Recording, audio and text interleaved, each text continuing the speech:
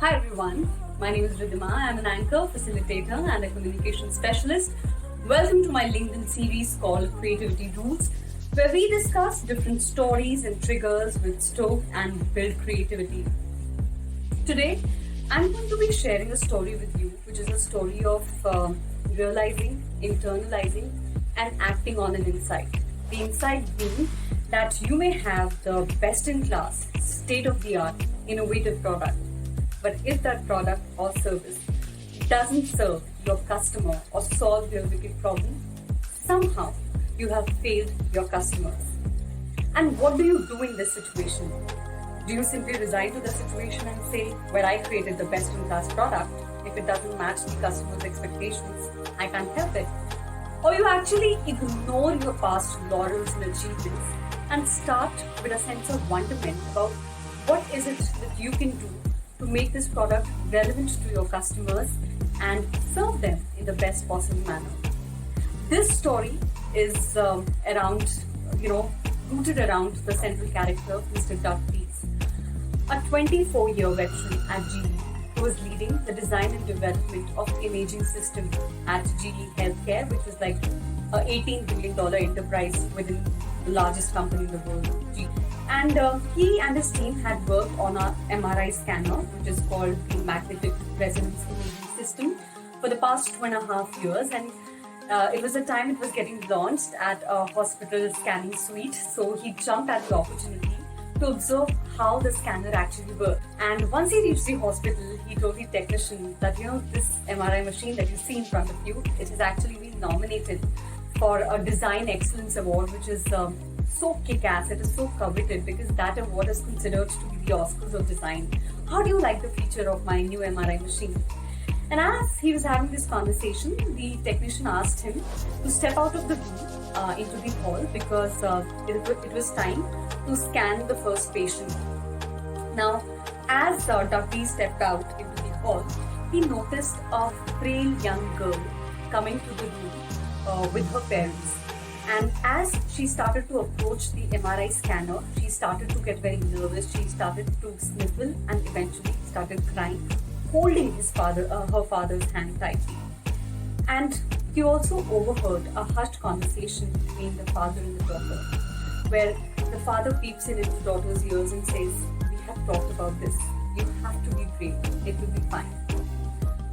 What Doug witnessed next totally changed his perception and perspective about how he felt about his machine. He saw that the technician called the anesthesiologist to get and administer anesthesia to this little kid. And what he realized upon subsequent conversation is that 80% of pediatric patients need to get sedated because they're not able to keep themselves still in this hollow tube. They get nervous and they have to be sedated. And let's say if the anesthesiologist is not available, they have to then come again to the hospital, and an entire cycle of anxiety, worry haunts the parents as well as the child.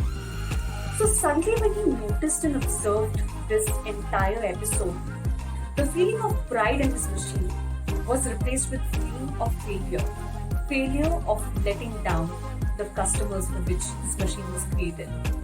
Suddenly, the state-of-the-art machine became insignificant because it was causing a great degree of anxiety and fear for the very customers that it was created. Of course, he was sad with this entire episode. He went back and he told his wife, "I know this multi-million-dollar project may not have worked, but I think I can make it work in some way or the other." He spoke to his colleagues at GE and they asked him to attend a design course at Stanford in California. Now, design course in Stanford talks about human-centered innovation.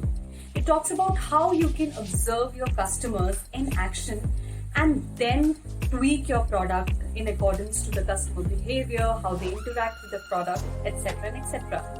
So, in those cohort for a week, he started working on the prototype of this MRI machine. He started interacting with prospective customers. He started sharing these ideas with the managers of other companies who had come to attend the design program. And armed with different insights, he came up with one big underlying rule. He said, I can't change the technology and the state-of-the-art features of the MRI scanner machine. But what I can really do is change the entire experience. So the question he asked himself is, how can I transform the feelings of anxiety and fear to a sense of excitement and adventure for the kids? What he started doing is a very basic thing. He started understanding his target audience, and the target audience in this case were kids. He started interacting with the pediatricians to understand how do children behave. He started observing kids at a nearby nursery to understand how they interact with each other, what stokes fear in them. He actually also created an ad hoc team, including the volunteer team at GE, certain experts from a local children museum. He got doctor and staff from hospitals. He got certain pediatricians to come together and help him understand how do children actually behave and interact with technology. So armed with all these conversations and insights, he created the first crude prototype of the MRI scanner, and it was called the Adventure Series. What did he do in this Adventure Series? Well, first, the MRI scanner room where the scan used to happen, he and his ad hoc team completely transformed the ambience of the entire room. The ceilings were painted with decals of pirate ships, of spacecraft. The opening of the MRI machine, which is basically having a very small circumference, it was painted with the captain's wheels of the ship, so that this small opening doesn't look claustrophobic anymore. There was actually a script which was handed over to the technician who would welcome the kids and say, welcome to this adventure as you are going to start the sailing within this ship, which is called the pirate ship. And as you will start sailing, there are going to be a lot of waves. So you're going to, experience that boom, boom sound. So it's all part of experience.